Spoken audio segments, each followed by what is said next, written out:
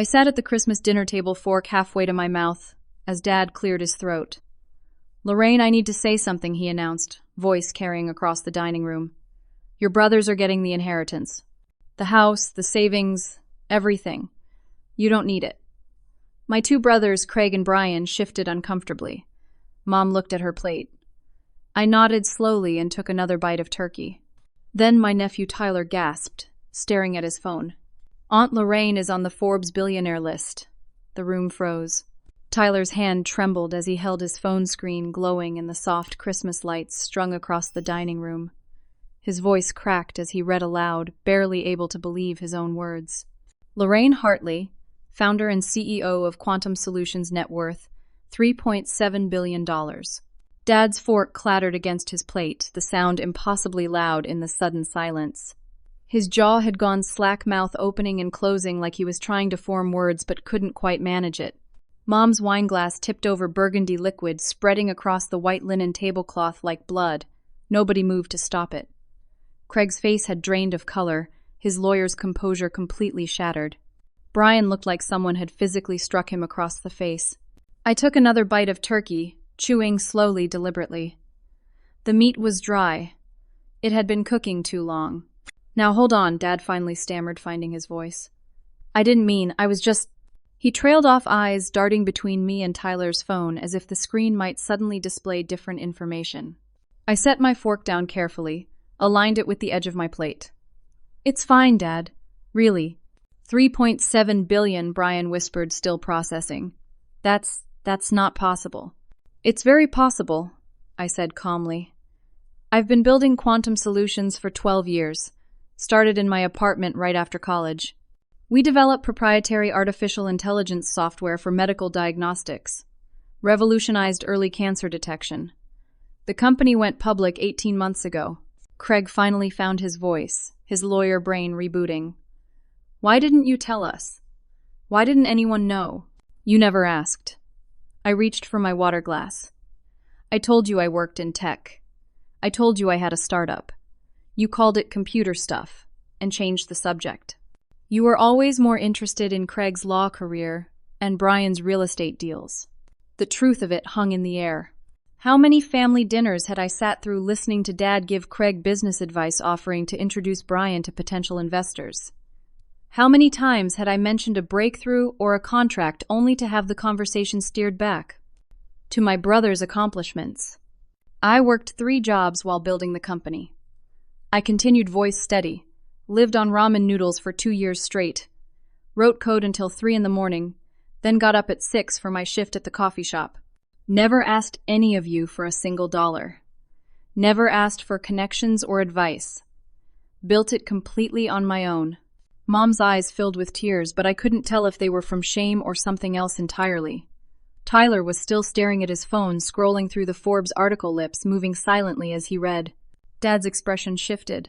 I watched it happen in real time, the shock melting into something else, something calculating. His face rearranged itself into a smile, warm and paternal, as if the last 5 minutes hadn't happened at all. "Well, sweetie," he said, voice suddenly jovial. "This is wonderful news. Absolutely wonderful. I always knew you had potential. Always said so, didn't I, Martha?" He looked at Mom, who nodded weakly. "You know, I've been thinking about retiring. 67 years old, worked my whole life at the plant. Could really use some help with the retirement fund. Medical bills aren't getting any cheaper." Craig jumped in immediately, his lawyer instincts recognizing an opportunity. "Yeah, Lorraine. My firm is actually looking to expand. We could use a capital investor. Family discount, of course. We'd give you preferred terms. My real estate development project needs funding," Brian added, leaning forward eagerly. "The one out by the new mall. It's a guaranteed return, 30% profit in 2 years. Since we're family, I figured you'd want in on the ground floor." Mom dabbed at her eyes with her napkin. "Honey, I'm so proud of you. So very proud. You know, Pastor Jenkins mentioned last week that the church needs a new building. The roof leaks terribly during services. I told him my daughter would probably want to help. It would be such a blessing." I looked at each of them in turn. My father, who had spent my entire childhood telling me I should focus on finding a good husband instead of wasting time on computers. My mother, who never once stood up for me when Dad dismissed my dreams. Craig, who borrowed $2,000 from me in college and never paid it back, claimed he forgot. Brian, who told investors at his first real estate deal that he was a self-made man with no family help, even though Dad had co-signed his business loan. I appreciate the sudden interest, I said quietly. But I'm not making any investment decisions tonight. Let's just enjoy Christmas dinner. Tyler caught my eye across the table.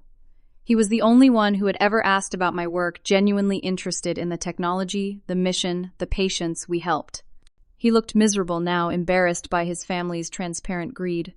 The rest of dinner was awkward conversation, stilted and strange. Craig kept bringing up investment opportunities in casual tones, as if he weren't being completely obvious. Brian mentioned his kids' private school tuition 3 separate times. Dad told a long story about his years of hard work and sacrifice with pointed glances in my direction. When I finally stood to leave, thanking Mom for dinner with the same polite distance I'd maintained all evening, Dad followed me to the front door. His jovial mask had slipped. The expression underneath was harder, colder. "Listen," he said, voice low enough that the others couldn't hear from the dining room. "I raised you, fed you, put a roof over your head for 18 years. You owe this family, Lorraine. You owe me. I'm not asking. I'm telling you. You're going to help your brothers and me. We deserve it." I looked at him, this man who had never believed in me, who had rolled his eyes every time I talked about changing the world through technology, who had told me I was wasting my college education on computers. "Good night, Dad," I said evenly. "Merry Christmas." I walked to my car, hands steady, face calm. But inside, I knew something with absolute certainty. This wasn't over. This was just the beginning. I had just started a war with my own family. 3 days after Christmas, my phone started ringing at 7 in the morning and didn't stop. Mom's name flashed on the screen every few hours, each call dissolving into tears the moment I answered. "How can you abandon your family?" she sobbed. "After everything we did for you, I carried you for 9 months. I sacrificed everything for you children." Dad's voicemails were different. Aggressive, detailed, accusatory. He had apparently spent the holiday break creating a comprehensive spreadsheet of every dollar he claimed to have spent on me from birth to age 18. Groceries from infancy through high school. The dance lessons I took for 2 years in middle school, even though I hated them and begged to quit. My portion of utility bills calculated to the penny. Piano lessons I never asked for. My share of the family vacation to Yellowstone when I was 12. According to his math, delivered in a tight, angry voice, I owed the family $1.2 million. He didn't mention that he'd paid for Craig's law school in full or that he'd given Brian $50,000 as a wedding gift. Those weren't debts, apparently. Those were investments in sons who deserved them. Craig took a different approach. Legal letters on his law firm's letterhead started arriving carefully, worded to sound official without quite making actionable threats. They referenced family obligations and moral debts and reasonable expectations of support. The subtext was clear: pay up or things would get ugly. Brian showed up at my office building on the 4th day. Security called me from the lobby. He was causing a scene, voice echoing through the marble atrium, demanding to see me immediately. I watched him on the security monitor, red-faced and gesturing wildly until security escorted him out. He called me from the parking lot, screaming about betrayal and selfishness until I hung up. Extended family members I hadn't spoken to in years suddenly materialized on social media. Cousin Jennifer, who hadn't returned my messages in a decade, wrote a long Facebook post about family values and staying humble. Uncle Robert commented on every photo I'd posted in the last year, with pointed questions about giving back and remembering where you came from. After a week of this, I sent a group email to my immediate family. I kept it simple, professional, kind. I loved them. I appreciated everything they'd done for me as a child. But I had built my company alone through my own work, and I wasn't obligated to fund their business ventures or retirement. I offered to pay for one family dinner per month so we could stay connected, but business discussions would be off limits. I thought it was reasonable. I thought they might understand. I was wrong. 2 days later, my phone rang at 11 at night. Tyler's number. His voice was thick with tears. "Aunt Lorraine, I'm sorry to call so late. I didn't know who else to talk to." "What's wrong?" I sat up in bed, instantly alert. "I got into MIT." He laughed weakly. Full acceptance. Computer science program. It's been my dream since I was 14. Tyler, that's incredible. Congratulations. I can't go. The words came out broken. Dad spent my college fund. There was this investment property 2 years ago. He was sure it would triple in value. It didn't. The fund is gone. All of it. $78,000 just gone. My hand tightened on the phone. What did Craig say? He told me to go to community college for 2 years, then maybe transfer. He said MIT is overrated anyway, not worth the debt. But Aunt Lorraine, this is MIT. It's one of the best computer science programs in the world. If I don't go now, if I start somewhere else, I might never get another chance. I heard the dreams breaking in his voice. Tyler was 17, brilliant, kind, genuinely passionate about technology. He was the only one in the family who had ever asked about my work, with real interest, who understood why I spent years building something that saved lives. How much is tuition? I asked. I can't ask you to pay for it. Not with everything happening with the family right now. Tyler, how much? $54,000 a year, plus room and board books, everything else. Probably $70,000 total annually. Times 4 years. He sounded defeated. $280,000. It's too much. I know it's too much. I'll pay for it, I said immediately. All of it. Tuition room, board books, everything you need. Aunt Lorraine, I can't let you do that.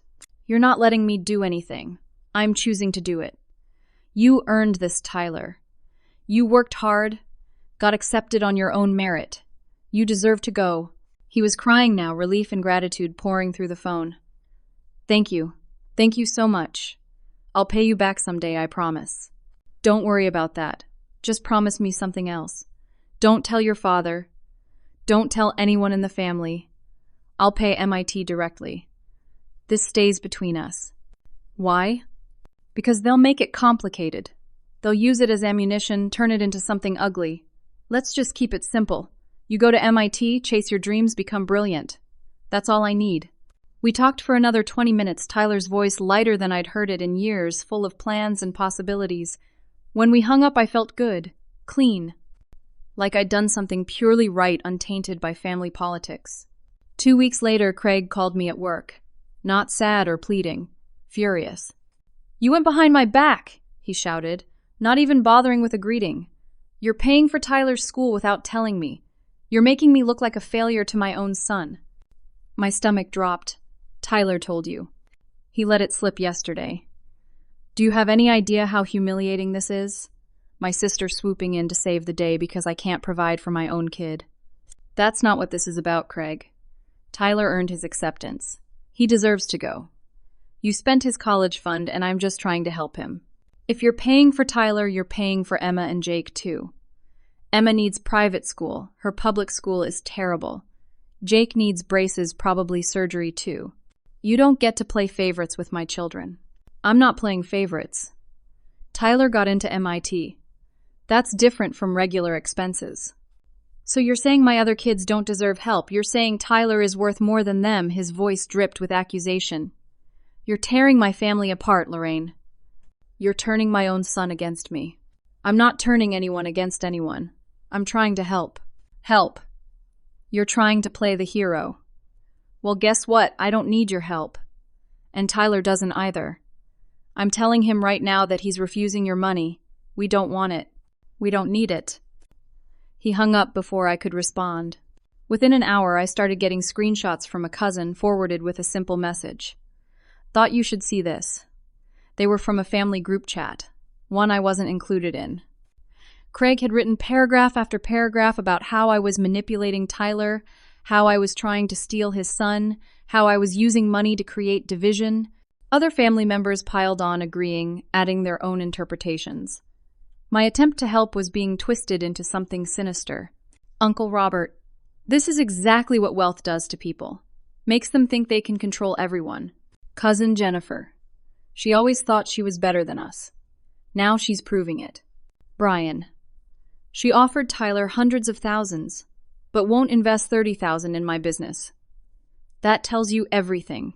The messages went on and on, a chorus of resentment and twisted logic. I sat in my office staring at the screenshots, feeling sick. My phone rang. Tyler. His voice was thick with fresh tears.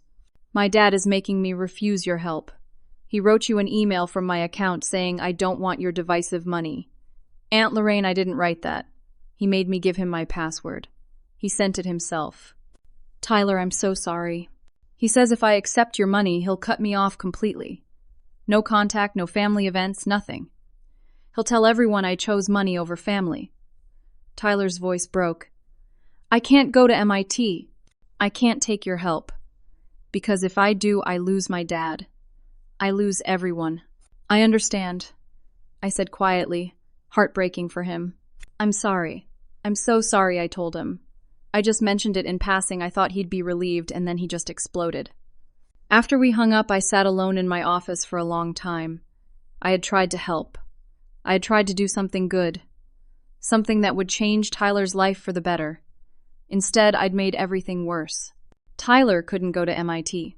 Craig was turning the family against me. And any future help I tried to offer would be weaponized, twisted, used as proof that I was manipulative or controlling or trying to divide them. I had solved one problem and created something much bigger, much worse. And I had no idea how to fix it. 6 weeks after Christmas, a courier arrived at my office at 9 in the morning. I was in a meeting with my product development team, reviewing our latest algorithm improvements. My assistant knocked apologetically, said there was an urgent delivery requiring my signature. The envelope was thick, formal, with Craig's law firm logo embossed on the front. I was being sued. Back in my office, door closed, I read through the complaint with growing disbelief. Craig was suing me for unjust enrichment, claiming I had used family resources, connections, and support to build quantum solutions. The filing listed absurd things as evidence: Dad's business mentorship during childhood dinners, where he mostly talked about union negotiations at the plant. Mom's emotional support during my teenage years. Brian's networking advice that I'd never actually asked for or received. The lawsuit claimed I owed the family 20% of my company's value, $740 million. My hands shook as I read. This was Craig's work, leveraging his legal expertise to create something that looked official and threatening. The claims were baseless, would never survive in court, but that wasn't the point. The point was the fight itself, the cost, the publicity. And there was plenty of publicity. By noon, the story had leaked to local media. By evening, it was regional news. Billionaire tech CEO sued by family. Tech mogul refuses to share wealth with parents who raised her. The headlines painted me as cold, ungrateful, selfish.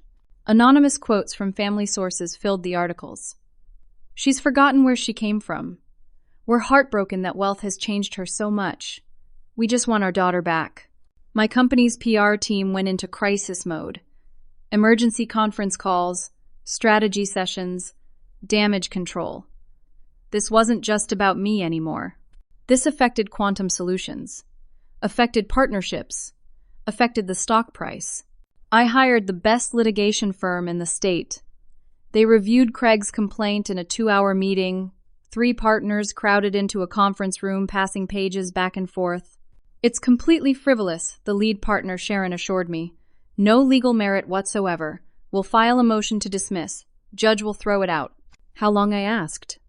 Couple months for the motion. If he appeals the dismissal, maybe longer. But you'll win absolutely. What about discovery?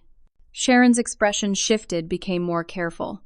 They'll subpoena records, personal communications, childhood photos, family emails.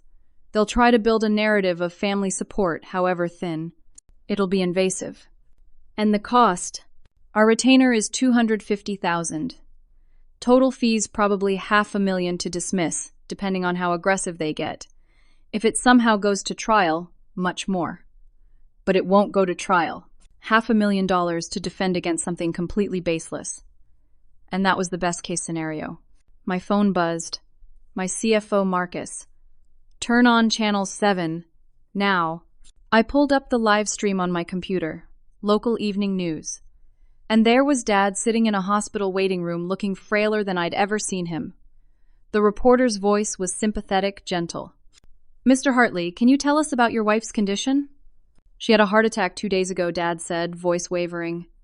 Very serious. She needs surgery, specialized care.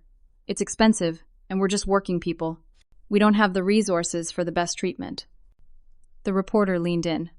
Your daughter Lorraine is a billionaire. Has she offered to help? Dad looked directly at the camera, eyes glistening. We haven't heard from her. I don't want to believe she'd let her own mother suffer, but I just don't know anymore. Wealth changes people. I stood so fast my chair rolled backward, hitting the wall. This was a lie, a complete fabrication. I grabbed my phone, called Mom's number. No answer. Called Dad, straight to voicemail. Called Craig. He picked up on the first ring. Is Mom in the hospital? I demanded. Yes. His voice was carefully neutral. Why didn't anyone tell me? We didn't think you'd care. Craig, she's my mother. Of course I care. What hospital? What happened? He told me. Heart attack 2 days ago. Cardiac catheterization showed blockages. She needed surgery soon. They'd been at the hospital since it happened. I was in my car in 5 minutes driving across the city to Regional Medical Center. I found them in the cardiac wing waiting room. Dad, Craig, Brian, assorted other family members. They looked up when I walked in, expressions ranging from surprise to hostility. Where's Mom? I asked. Room 412, Brian said. She's resting. I walked past them, found her room knocked softly. She was awake, looking small in the hospital bed, IV lines trailing from her arm. Her face was pale, tired. Lorraine, she said softly. You came. Of course I came. I pulled a chair close to her bed. Why didn't anyone call me? Your father said you were too busy, said we shouldn't bother you. My jaw tightened. I'm never too busy for you, Mom. Never. What did the doctors say? She explained the situation. 3 blockages. Surgery recommended within the week. The insurance would cover most of it, but there were gaps. Co-pays out of network specialists, the Better Recovery Facility, maybe $50,000 in total expenses beyond insurance. Don't worry about the money, I said. I'll take care of everything. Whatever you need. Best surgeons, best facility, best care. You don't have to do that. Yes, I do. You're my mother. I found her cardiologist arranged everything. The top cardiac surgeon in the state, who normally had a 6-month waiting list. A private recovery suite. Everything. In the hallway, Dad was waiting. That's good of you, he said. Taking care of your mother. That's what family does. I need to be clear about something, I said quietly. I'm paying for Mom's care because I love her and want her to be healthy. Not because of the lawsuit, not because I feel obligated. Because she's my mother and I care about her well-being. Of course, Dad said, but his smile had an edge to it. Whatever the reason, we appreciate it. I paid for everything. Surgery went well. Mom recovered in a beautiful private suite with around-the-clock nursing care. I visited every day, brought flowers, sat with her. A week after the surgery, I was in a meeting with my legal team when Sharon's face went pale as she scrolled through her email. They've introduced new evidence in the lawsuit, she said. What evidence? She turned her laptop toward me. Audio files, recordings of conversations at the hospital, my voice talking to Mom. I'll take care of everything. Don't worry about the money, whatever you need. Dad had recorded our private conversations, and now Craig was using them in the lawsuit, claiming they were admissions of family financial obligation and acknowledgement of duty to provide support. He recorded me visiting my mother in the hospital, I said, voice hollow. It's legal in this state, Sharon said grimly. One-party consent for recordings. He was party to the conversations technically, even if he wasn't speaking. The betrayal was physical, like a weight pressing on my chest. He had staged the whole thing. The hospital scene, the guilt trip, the emotional manipulation. Also, he could record me agreeing to pay for Mom's care, then use it as ammunition. The media got the recordings too, of course, but not the full context. Just carefully edited clips that made it sound like I was admitting to owing the family money. Dad went back on the news. My daughter has billions, he told the sympathetic reporter. And she's fighting her own brother in court while her mother recovers from a heart attack. It breaks my heart. The public narrative shifted further against me. Online comments were brutal. She can afford lawyers but fights paying her family. Billionaires really are different from normal people. Imagine suing your brother while your mom is in cardiac recovery. But I wasn't the one suing. Craig was suing me. The facts didn't matter. The story was already written. And then it got worse. My board of directors called an emergency meeting. All 15 members on a conference call, voices tight with concern. The family drama was affecting business. Quantum Solutions' stock price had dropped 8% in 3 weeks. 2 major clients, hospital networks worth tens of millions in annual revenue, had delayed contract renewals until the situation is resolved. We're concerned about the company's reputation, the board chair said carefully. This family situation is creating uncertainty in the market. Partners are asking questions. Investors are nervous. It's a frivolous lawsuit, I said. It'll be dismissed. Maybe so, but the publicity is damaging us now. We need to consider all options for resolving this quickly. What options? One of the board members spoke up, someone who'd been with the company since the early days. Some of us think you should consider settling. Pay them off. Make it go away. Protect the company. Settle a baseless lawsuit. I couldn't keep the anger out of my voice. Reward them for lying and manipulating.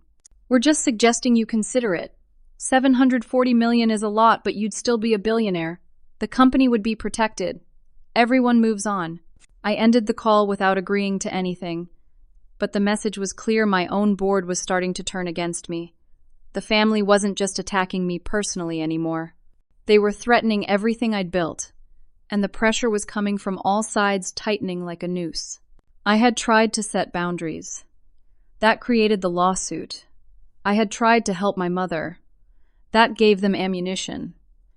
Every move I made to solve the problem just made it exponentially worse. And I was running out of options. 3 months after Christmas, I was averaging 4 hours of sleep a night. My office had become a war room, whiteboards, covered with legal strategies, PR responses, damage control plans. The lawsuit was just the beginning. Dad had hired a PR firm. I found out from my own media monitoring team who tracked the sudden surge in coordinated messaging. The firm was using money from a GoFundMe campaign that supporters had started titled "Family Wronged by Billionaire Daughter." It had raised $400,000 from strangers who believed the narrative that a heartless tech mogul had abandoned her working-class family. The PR campaign was sophisticated. Dad appeared on morning shows, always looking humble and hurt. Mom did interviews from home, still recovering, talking tearfully about feeling abandoned by the daughter she'd raised. Craig gave legal expert commentary on news programs about family law and moral obligations. And Brian suddenly had a story ready for every outlet that would listen. His real estate business was failing. He might lose his house. His kids might lose their home. All because Lorraine won't help family. The narrative was everywhere: poor working-class family versus cold billionaire daughter who forgot where she came from. I tried to defend myself against my lawyer's advice. I agreed to one interview with a respected business journalist from the Wall Street Journal. I thought if I just explained everything calmly, rationally, people would understand. I told the truth. I built my company alone, no family support. I received no help, no money, no connections. I tried to help Tyler privately, was sued for helping my mother. I'd been manipulated and betrayed at every turn. I thought I sounded reasonable, professional, clear. The interview aired heavily edited. My measured explanations were cut into fragments. They kept only the moments where I looked defensive or cold. My statement about building the company alone became through editing. I did this alone. I don't need family. A quote about protecting my boundaries was cut to sound like I was rejecting any family connection at all. The context disappeared. The journalist had sold me out for ratings, turned a nuanced explanation into a hit piece that reinforced every negative stereotype. The backlash was immediate and fierce. Social media exploded.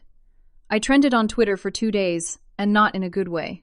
And then Craig's legal team found the disgruntled former employees. Over 12 years, I'd had to fire 3 people from Quantum Solutions.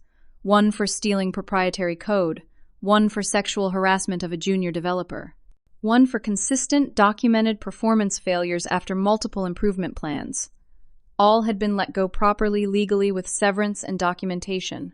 Now, they were giving interviews. what it's really like to work for billionaire Lorraine Hartley. They painted me as abusive, impossible, megalomaniacal. They claimed I screamed at employees, demanded unreasonable hours, created a toxic work environment. None of it was true. But defending myself meant dragging out old HR files, relitigating years-old disputes in public, making myself look defensive and petty. The business impact accelerated. Kaiser Medical Systems, one of our largest clients, worth 30% of Quantum Solutions' annual revenue, announced they were reviewing their vendor relationships in light of recent controversies. Stock price dropped 12% in a single week. Shareholders lost hundreds of millions in market value. The board was in crisis mode, fielding angry calls from investors. 3 board members started publicly calling for my removal as CEO. I sat alone in my office at midnight, staring at my phone. I had my lawyer's number pulled up. 1 call. Authorized settlement. $740 million. Make it all go away. I could still be a billionaire. Still be wealthy beyond imagination. The company would be protected. The attacks would stop. Life would go back to normal. My finger hovered over the call button. My phone buzzed with an incoming message. Unknown number, but the message made my heart stop. Aunt Lorraine, it's Tyler. Using a friend's phone. Need to talk. Can you call me at this number? It's important. Please don't tell anyone. I called immediately. He answered on the first ring, voice low and urgent. I've been documenting everything he said without preamble. I have recordings, Aunt Lorraine, on my phone, conversations between my dad and grandfather planning the lawsuit, planning the media campaign, talking about how to manipulate public opinion. They were laughing about it, laughing about bleeding you dry. My breath caught. Tyler. I have text messages too.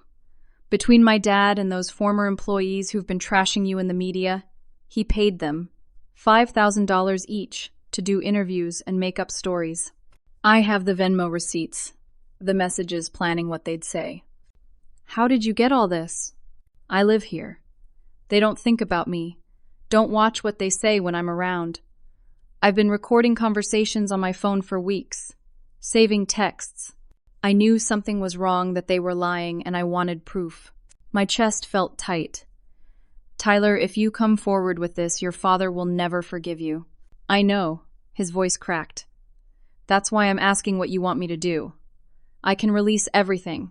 I can prove they're lying. But if I do, my dad will disown me. Probably my whole family. And I'm only 19, Aunt Lorraine. I still live at home. I'm at community college because I couldn't go to MIT. I have nowhere else to go. I closed my eyes, emotion overwhelming me. This kid was willing to sacrifice everything to tell the truth, to defend me when no one else would. Don't release anything, I said firmly. Not yet. I won't let you destroy your relationship with your father for me. But they're ruining you. The things they're saying, the lies. I know, but you're 19 years old. You shouldn't have to choose between your family and the truth. Not yet. Keep the evidence safe, just in case we need it. But don't do anything that will hurt you. Promise me, he promised reluctantly. We talked for another 20 minutes, me reassuring him reassuring me. When we hung up, I sat in the darkness of my office, mind racing. I had proof now. Evidence of the conspiracy, the manipulation, the paid lies. But using it meant destroying Tyler's life. And I couldn't do that to him. So I made a decision. No settlement. I would fight this to the end, even if it cost me everything. Even if I lost the company, lost the money, lost the reputation I'd built. I wouldn't reward their betrayal. I wouldn't validate their lies. I'd rather lose standing up than win by giving in. I drafted an email to my legal team. No settlement. Prepare for full litigation. I'd see them in court. But before I could send it, 3 new emails arrived in rapid succession. Brian had filed a separate lawsuit. He claimed I'd verbally promised to invest in his real estate company and breached that promise. He was suing for $200 million in expected profits. Dad had filed a 3rd lawsuit for elder financial abuse, claiming I'd withheld promised financial support and caused him emotional distress. He was requesting a conservatorship over my assets, claiming I was financially irresponsible and needed oversight. If Dad won conservatorship, He could control my money, could force me to invest in my brother's businesses, could make decisions about my company. My legal team's preliminary assessment arrived an hour later. Defending all 3 lawsuits simultaneously, full discovery potential trial on each would cost $5 to $7 million in legal fees, would take years, would dominate my life and my company's public image for the foreseeable future. And my board had sent a formal ultimatum delivered by the board chair at 1 a.m. Settle all lawsuits within 30 days. Step down as CEO to restore market confidence. Accept a non-voting position as founder emeritus. Or face a vote of no confidence that I would likely lose. I would be fired from my own company. I sat in the darkness looking out at the city lights, feeling more alone than I'd ever felt. I'd built quantum solutions to save lives. I'd poured 12 years of my life into creating technology that caught cancer early, that gave people hope, that made a difference. And now my own family was trying to steal it. My own board was turning against me, and I was out of options. But then I remembered something. A memory from college. My roommate Amanda, brilliant and kind, diagnosed with late-stage ovarian cancer at 23. Gone 6 months later because the doctors caught it too late. I'd promised myself standing at her funeral that I would create something better, something that would save others, and I'd done it. Quantum Solutions AI had saved an estimated 42,000 lives through early detection. If I gave up now, if I walked away, new leadership might prioritize profits over the medical mission, might cut the research programs, might compromise the technology. Lives could be lost because I wasn't strong enough to keep fighting. I wasn't giving up. Not now. Not ever. I sent the email to my legal team. No settlement. Prepare for war. Then my phone rang. 2 a.m. Tyler's friend's number again. Aunt Lorraine Tyler's voice was panicked, terrified. My dad found out about the recordings. He found my phone, went through it. He smashed it, destroyed my laptop. I'm at my friend's house. I tried to upload everything to the cloud first, but I don't know if it worked. He was screaming, Aunt Lorraine. He threatened me, physically threatened me. I've never seen him like that. Where are you? Are you safe? I'm okay. I'm at Jake's house. But my dad called Jake's parents, told them I stole from him, that I'm unstable. They want me to leave. I have nowhere to go. Before I could respond, my phone beeped. Another call coming in. Craig's number. Tyler, stay where you are. I'm sending someone to get you. You're going to be safe. I promise. I switched to Craig's call. You've turned my son against me, he said, voice cold with fury. You've poisoned him, manipulated him, made him spy on his own family. This ends tomorrow, Lorraine. Drop everything. Drop the fight, pay what we're asking, or I'm pressing charges against Tyler for theft. Those recordings were made in my house on devices I paid for. He stole my property. He's your son, Craig. He's a traitor, and you made him one. The call ended. I sat in my office board ultimatum on my desk, 3 lawsuits, pending my nephew homeless, and threatened the evidence that could save me, possibly destroyed. I had less than 48 hours before the board vote. Less than 2 days to save everything I'd built. And I was completely, utterly out of moves. 24 hours before the board vote, my head of security extracted Tyler from his friend's house at 3 a.m. and took him to a luxury hotel suite downtown. I had the room booked under a corporate account, anonymous, untraceable. Tyler was safe, but Craig had already called the police, claiming his 19-year-old son was a runaway. The police couldn't do anything legally. Tyler was an adult. But Craig was making noise, threatening to have me arrested for harboring him, even though that wasn't actually a crime. The threats were working anyway, adding to the chaos, making me look more unstable. My IT team worked through the night trying to recover Tyler's cloud uploads. At 6 a.m, they called with partial success. They'd retrieved about 60% of the recordings and text messages. Some files were corrupted. Some were incomplete. But we had enough to prove coordination between Craig Bryan and Dad. Enough to show they'd paid the disgruntled employees to lie. Enough to prove conspiracy. Will this hold up in court? I asked my lawyer. Sharon reviewed the files carefully. Yes, eventually. But authenticating this evidence, preparing proper legal introduction, getting expert witnesses to verify the recordings weren't tampered with. That takes time. Weeks. Maybe months. I have 18 hours until the board vote. I know. Her expression was grim. Legal solutions don't work on your timeline right now. At 9 in the morning with 16 hours until the vote, Dad appeared on CNN, national cable news. The story had gotten big enough to warrant that kind of coverage. He looked frailer than ever, silver-haired and trembling slightly. The performance was masterful. He talked about just wanting his family back, about not caring about money, just wanting his daughter to remember what mattered. His voice broke at all the right moments. The host's eyes were wet. It was a lie. All of it. But it was a beautiful, believable lie. Social media exploded again. The hashtag number Lorraine Hartley Eyes Over Party trended worldwide. People who knew nothing about the real situation piled on with their judgment and condemnation. My PR firm quit at 10 in the morning. They sent a formal letter citing irreconcilable differences and reputational concerns. They didn't want to be associated with me anymore. 3 senior employees at Quantum Solutions resigned by noon, issuing public statements about concerns regarding leadership and ethical questions. They'd been offered positions at competing firms, I found out later. Positions contingent on my removal. My CFO, Marcus, requested a private meeting at 1 in the afternoon.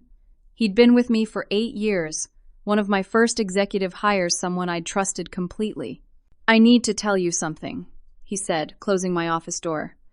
I've been approached by the private equity firm that's been buying our stock.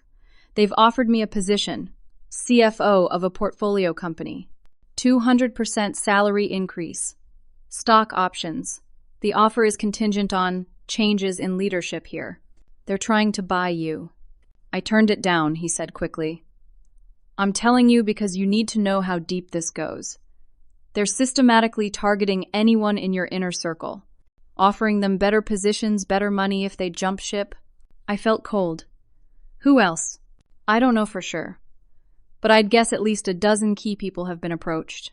We spent the next 2 hours investigating. Marcus reached out to people he trusted, asked careful questions. The picture that emerged was damning. Someone had been quietly buying Quantum Solutions stock for months through shell companies. They now owned 14% of the company. Enough to influence board votes, enough to matter. Marcus's forensic accounting traced the money back through layers of corporate entities. It ended at a private equity firm called Summit Partners. And Summit's managing director had a connection. He'd gone to college with Brian's business partner. This isn't coincidental, Marcus said, showing me the ownership charts. This is coordinated. The lawsuits, the media campaign, the stock purchases. They're tanking your reputation to drive the stock price down so they can buy more shares cheap. Then they'll force you out, install new leadership friendly to them, drop the lawsuits. Your family gets control without having to build anything. The conspiracy was bigger than I'd imagined. Craig, Brian, and Dad weren't just greedy. They were working with outside investors to orchestrate a hostile takeover of my company. I checked our board composition.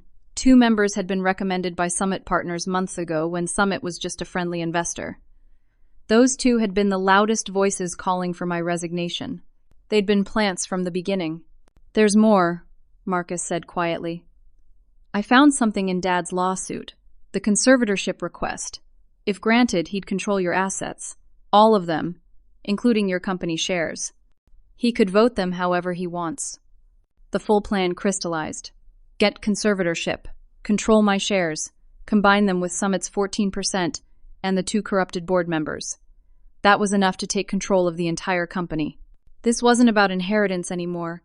They were trying to steal my entire life's work. I called an emergency board meeting for 3 in the afternoon. I presented everything. The stock manipulation, the Summit Partners connection, the conflict of interest with the 2 board members. These members need to recuse themselves from the vote, I said, keeping my voice level. They have undisclosed financial interests that create a clear conflict. The 2 accused board members denied everything, claimed I was paranoid, unstable, making wild accusations under pressure. This is exactly the problem, one of them said. She's seeing conspiracies everywhere. She's not mentally fit to lead this company. The board erupted into argument. Some members believed me. Others thought I was losing control. Everything was falling apart in real time. Then my assistant interrupted the video conference. "I'm sorry, but you need to see the news. Right now." I pulled it up on my other screen. Breaking news: Kaiser Medical Systems, 30% of our revenue was officially canceling their contract with Quantum Solutions. Their statement was diplomatic but damning. "We cannot partner with companies embroiled in ethical and leadership controversies. We must prioritize stability for our patients." The stock price plummeted 18% in minutes. Billions in market value gone. The board meeting descended into chaos. Board members were shouting, some demanding my immediate resignation, others calling for calm. The video conference was a disaster. Multiple voices, overlapping accusations flying. The board chair finally restored order. "We're moving the vote up. It's happening in 1 hour. 7 p.m. tonight, instead of tomorrow morning. We need to resolve this immediately." "That's not fair," I protested. "I need time to present a full defense. The company is in crisis." "We don't have time. 1 hour. We vote on your removal as CEO." The call ended. I sat in my office alone, looking at the chaos I'd inherited through no fault of my own. 3 lawsuits, a hostile takeover attempt, board members compromised, my largest client gone, stock price crashed. And 1 hour until I lost everything. I thought about giving up, walking away, letting them have it all. I was so tired, so exhausted by the constant attacks, the manipulation, the betrayal. But then I looked at the wall of my office. Framed, there was a letter from a woman in Oregon. Her daughter had been diagnosed with ovarian cancer at 16, caught early by our AI diagnostic system. The girl was now in remission, thriving. The mother had written, "You saved my daughter's life. Thank you for not giving up." I had dozens of letters like that. Hundreds. People whose lives had been saved because I'd built something that mattered. If I walked away, if I let them take control, would they protect that mission, or would they prioritize profits, cut research programs, compromise the technology? I couldn't take that risk. Too many lives depended on what we'd built. I picked up my phone, called my remaining loyal team members. "We have 1 hour. Get to the office. All of you. We're fighting this." They came. Marcus, my head of legal, my chief technology officer, 3 other executives who'd stood by me. We strategized frantically. We'd present the evidence of corruption, demand the conflicted board members recuse themselves, fight for every vote we could get. At 6:58, 2 minutes before the vote, my phone rang. Tyler from the hotel. "Aunt Lorraine, my dad found me. I don't know how, but he's here. Hotel security is holding him in the lobby, but he's threatening legal action. He says if I don't come home right now, he's pressing charges. Theft, breaking, and entering anything he can think of. He's screaming that you kidnapped me." Before I could respond, Craig called on my other line. I answered, put it on speaker so my team could hear. "This ends tonight," Craig said, voice cold and controlled. "You drop everything you pay, what we're asking, or I'm filing criminal charges against you and Tyler both. He stole recordings from my home.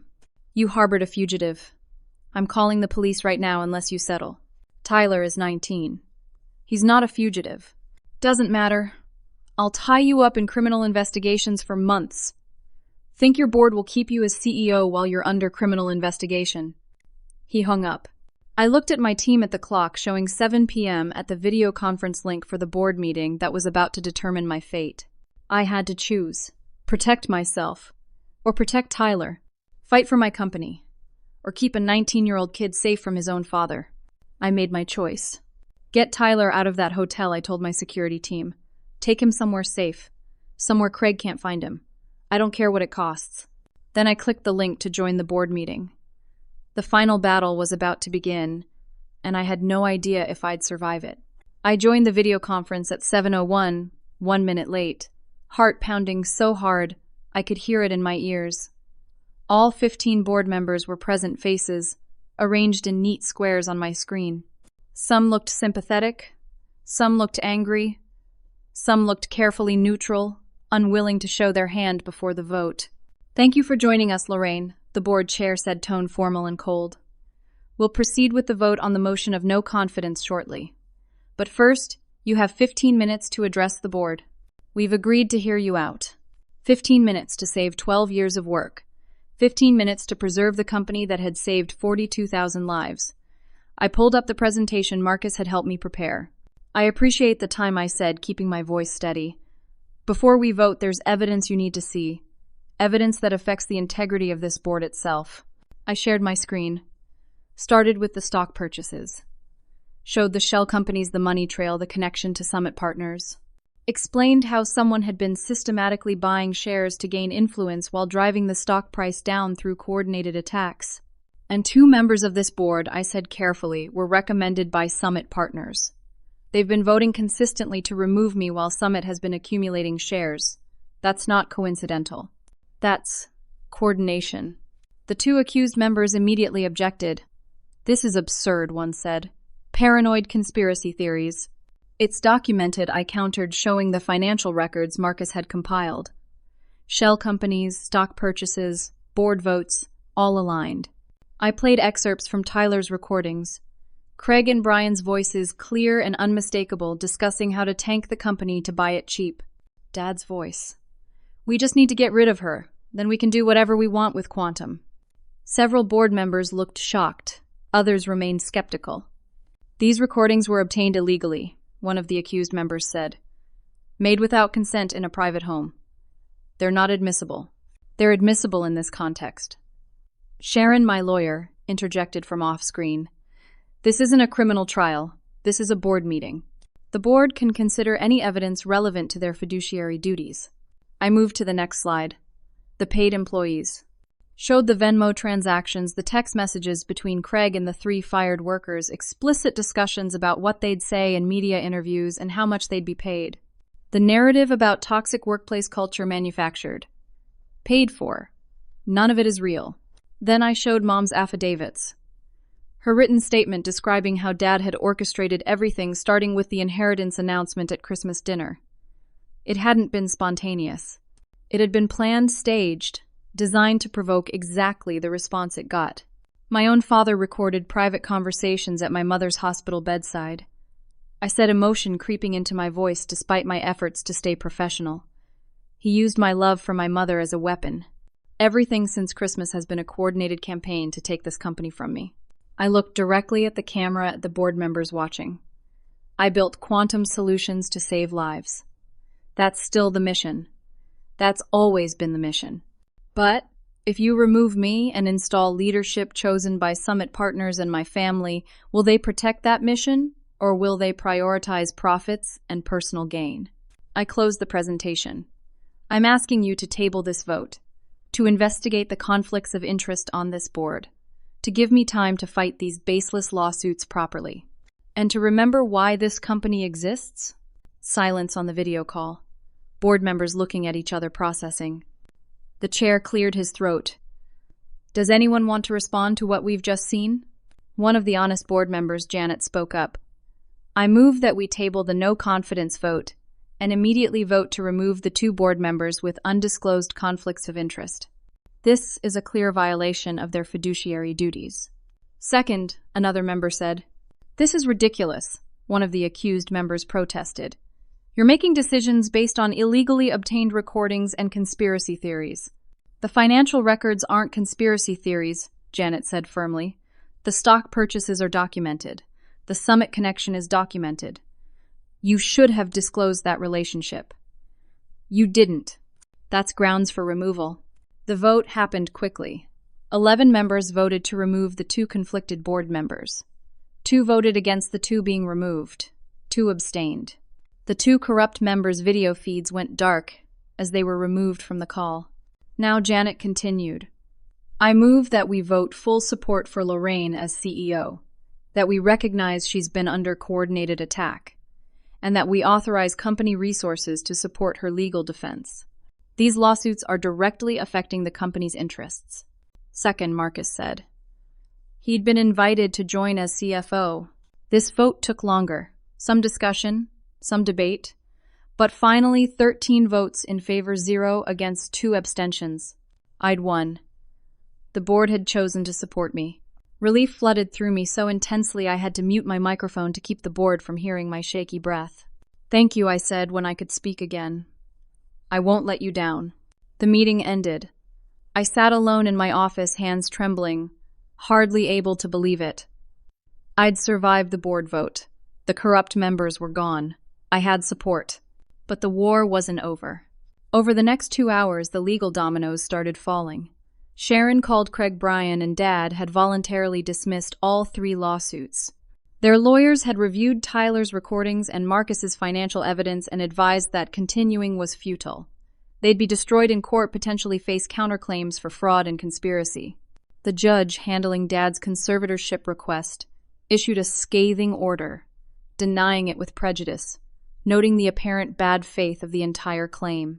At 10 p.m., I held the press conference we'd planned.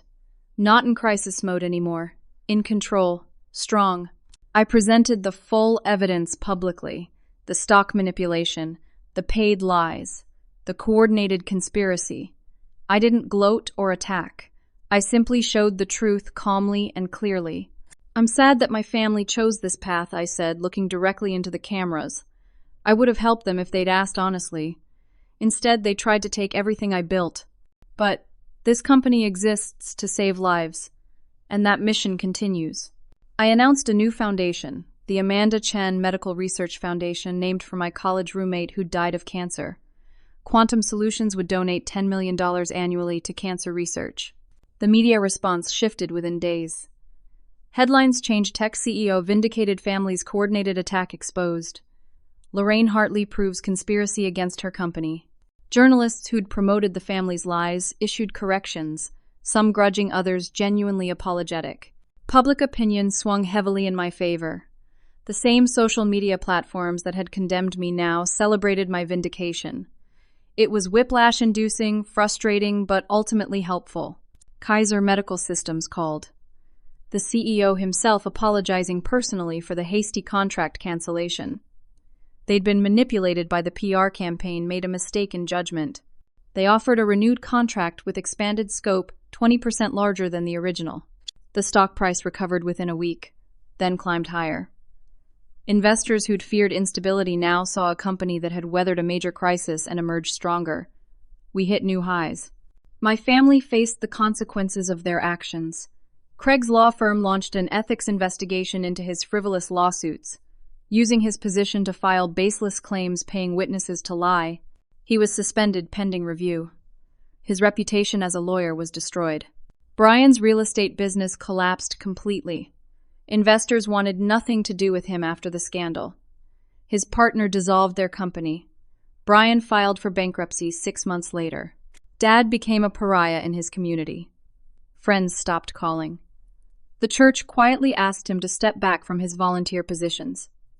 He'd become synonymous with greed and betrayal. They'd tried to steal everything. Instead, they'd lost everything. Tyler stayed in the hotel for a week while things settled.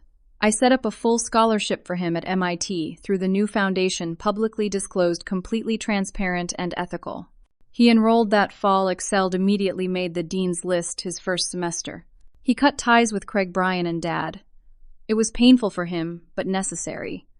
They'd threatened him, used him, tried to destroy his relationship with the one family member who genuinely cared about him. Some bridges once burned can't be rebuilt. Mom was different. She'd provided the evidence that turned everything around, had testified honestly about Dad's manipulation. Lorraine kept her promise, set up a trust fund for Mom's medical care and living expenses separate from Dad's control. Mom divorced Dad 3 months after the scandal broke. She'd been trapped in a marriage to a manipulative man for 40 years, too scared of financial instability to leave. Now she had resources, independence. She moved to a small condo that Lorraine helped her buy, started attending therapy, slowly began rebuilding a relationship with her daughter. It would never be what it could have been. Too much damage, too many years of favoritism and dismissal. But there was peace. Awkward, careful peace. 6 months after Christmas, I sat in my office on a quiet Saturday afternoon. The crisis was over. The company was thriving. The stock price was at an all-time high. We'd just signed 3 major new contracts. But I was thinking about the cost. The lost sleep, the stress, The months of hell, the family relationships destroyed, the trust that could never be repaired. I'd nearly lost everything I'd built, nearly been forced out of the company I'd created. The lawsuits alone had cost millions to defend. But I'd also gained something absolute clarity about who truly cared about me. Not for my money, not for what I could do for them, but for who I actually was. I'd built a team of people with real integrity. Marcus, who'd turned down a lucrative job offer to stay loyal. Sharon, who'd worked around the clock to defend me. Janet and the honest board members who'd stood up for what was right. Tyler, who'd sacrificed his relationship with his father to tell the truth. Those were the relationships worth having. Quantum Solutions continued to grow. The publicity post-vindication had actually raised awareness of our technology. More hospitals adopted our AI diagnostic systems. The lives saved count climbed past 50,000. 50,000 people whose cancer was caught early, who had a fighting chance because of something I'd built. That mattered more than anything else. 1 year later, I hosted Christmas dinner at my penthouse. Not the big family gathering I'd grown up with, but something better, something real. Tyler was there home from MIT for winter break. He'd just finished his first semester with a 4.0 grade point average, already working on an independent research project with one of his professors. His eyes were bright with excitement as he talked about machine learning algorithms and neural networks. Mom came too, looking healthier than I'd seen her in years. Therapy and distance from Dad had done her good. She'd started taking art classes at the community center, made new friends, built a life that was actually hers. Marcus and his wife joined us, along with Sharon and her partner. A few other Quantum Solutions employees who'd stood by me during the crisis. The table was smaller than last year's, but infinitely warmer. Someone raised a glass. To the year we survived. I smiled, shaking my head. To the year we won. We ate and talked and laughed. Real conversation, not the performative family dynamics I'd grown up with. These people valued me for who I was, not what I had. They'd proven it when it mattered most. My phone buzzed during dessert. Tyler leaned over, grinning. Is that the Forbes notification the new list is out? I glanced at the screen. The annual billionaire list. I'd moved up to number 87 net worth, now at 4.3 billion. Quantum Solutions had had an exceptional year. I set the phone down without announcing it. Last year, that Forbes notification had started a war. This year, it was just a number. It didn't define me. Didn't change who I was or what mattered. Everything okay? Mom asked. Everything's perfect, I said honestly. After dinner, Tyler showed me his grades, proud and slightly nervous about my reaction. Straight A's, a personal note from his algorithms professor praising his innovative thinking. You're brilliant, I told him. I'm so proud of you. I wouldn't be here without you, he said quietly. You saved my life, Aunt Lorraine. Gave me a chance to actually become something. You saved mine too, I said, by telling the truth when it would have been easier to stay silent. That took real courage. Later, after most guests had left, I found myself alone on the balcony looking out at the city lights. Mom joined me, wrapping her coat tighter against the December cold. I'm sorry, she said softly, for all those years, for not standing up for you, for letting your father favor the boys, for everything. I know, I said. We'd had this conversation before in therapy sessions and awkward coffee meetups. Apologies couldn't undo decades of damage, but they were a start. You've built something extraordinary, Mom continued. Not just the company, the life you've created. The people who love you for the right reasons, I'm genuinely proud of you. Thank you, I said, and meant it. The next morning I went into the office, even though it was a holiday week and the building was mostly empty. I liked the quiet, the chance to think without constant meetings and calls. On my desk was a large envelope forwarded by my assistant. No return address, postmarked from Oregon. I opened it carefully. Inside was a letter handwritten on floral stationery accompanied by a photo. Dear Miss Hartley, it began. You don't know me, but you saved my daughter's life. Emily was diagnosed with ovarian cancer at 16. Your company's AI system caught it during a routine scan, stage 1, when traditional methods would have missed it for months or years. She went through treatment and is now in remission. This photo is from her 18th birthday last month. She's healthy, happy, planning to go to college next fall. None of that would have been possible without your technology. I don't know what you went through to build quantum solutions, or what it cost you personally, but please know that it mattered. Emily is alive because you didn't give up. Thank you from the bottom of my heart. Sincerely, Rachel Morrison. The photo showed a beautiful young woman with a bright smile blowing out candles on a birthday cake. Alive, thriving, future ahead of her because of something I'd built. I put the letter in my desk drawer with dozens of others like it. Letters from grateful families, photos of survivors, thank you notes from people whose lives had been changed by early cancer detection. This was why I'd fought. Why I'd endured the lawsuits, the betrayal, the public attacks, the board crisis, not for the money or the Forbes ranking or the validation. For Emily and the thousands of people like her, for the mission that mattered more than anything else. I recorded a video that afternoon for the company archives, something for future employees to understand what Quantum Solutions was really about. Success reveals who people really are, I said to the camera. When I had nothing, my family dismissed me, and my dreams. When I succeeded, they tried to take it. I learned that real relationships aren't transactional. Real support doesn't come with invoices or conditions. The hardest lesson was accepting that family isn't always who you're related to. Sometimes family is who shows up with integrity when everything is on the line. Who tells the truth when lying would be easier. Who stands by you not because of what you have, but because of who you are. I paused, thinking about the year that had passed everything I'd learned. If you're going through something similar, if people are attacking you for your success or trying to take what you've built, remember this: protect what matters. Not just your company or your wealth, but your mission. Your values, your integrity. Those are worth fighting for. Everything else is just noise. I closed the video file, sent it to the company's internal archive. My phone rang. Sharon, my lawyer, calling on a Sunday. Sorry to bother you on a holiday weekend, but I thought you'd want to know. Craig just lost his law license. The ethics board made their decision. He's disbarred. For the frivolous lawsuits, and the witness payments, the false statements to the court, multiple violations. It's permanent. He can't practice law anywhere in the state. I felt a complicated mix of emotions. Satisfaction that justice had been served. Sadness that it had come to this. Relief that he couldn't use his legal knowledge to hurt anyone else. Thank you for letting me know, I said. One more thing, Sharon continued. Brian's bankruptcy finalized. He lost the house, the business assets, everything. And your father. I heard through some connections that he's essentially broke.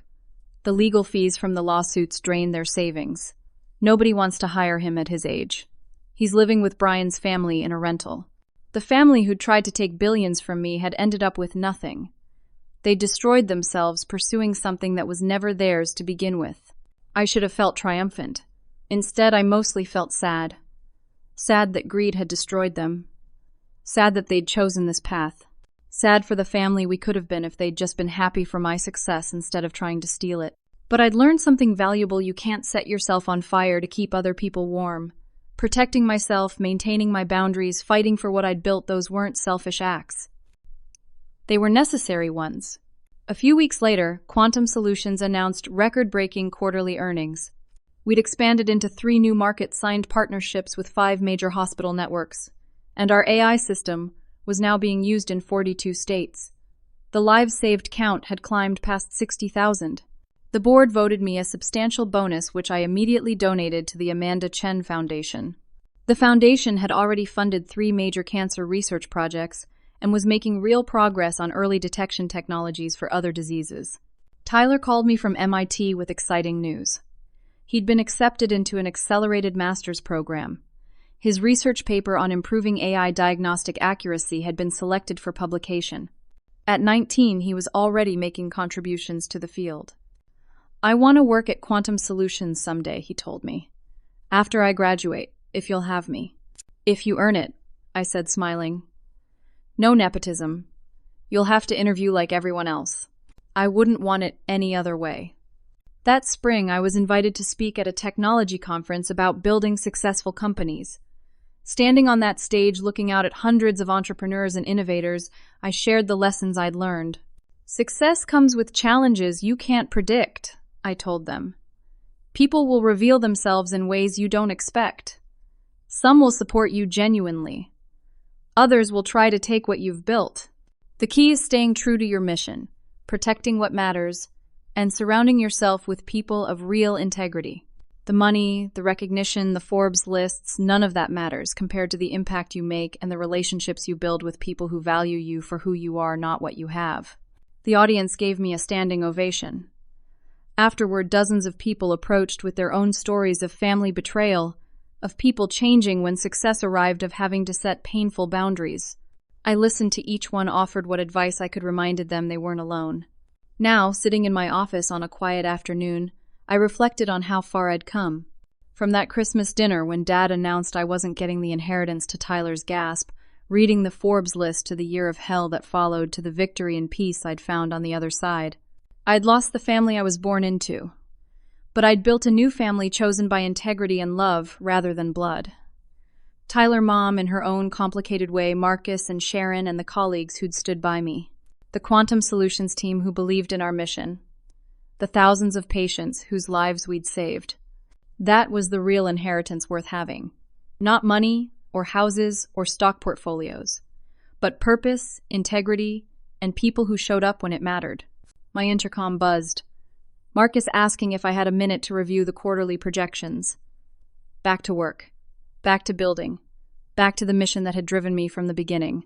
I smiled, opened the file, dove into the numbers. This was what I was meant to do. And I was exactly where I was supposed to be. So let me ask you something. If you suddenly came into wealth, how do you think your family would react? Would they celebrate your success, or would you discover sides of them you never knew existed? Have you ever had to set boundaries with family members over money or success? How did you handle it? I'd love to hear your thoughts in the comments below. And if this story resonated with you, if it reminded you of your own experiences or taught you something valuable, please hit that like button. Subscribe to the channel so you don't miss future stories about real people facing real challenges. And share this with someone who might need to hear it, someone who's struggling with family expectations or dealing with their own success challenges. Your support means everything. Thank you for listening to this journey with me. I hope it reminded you that your integrity is worth more than any inheritance, and the family you choose can be just as powerful as the family you're born into.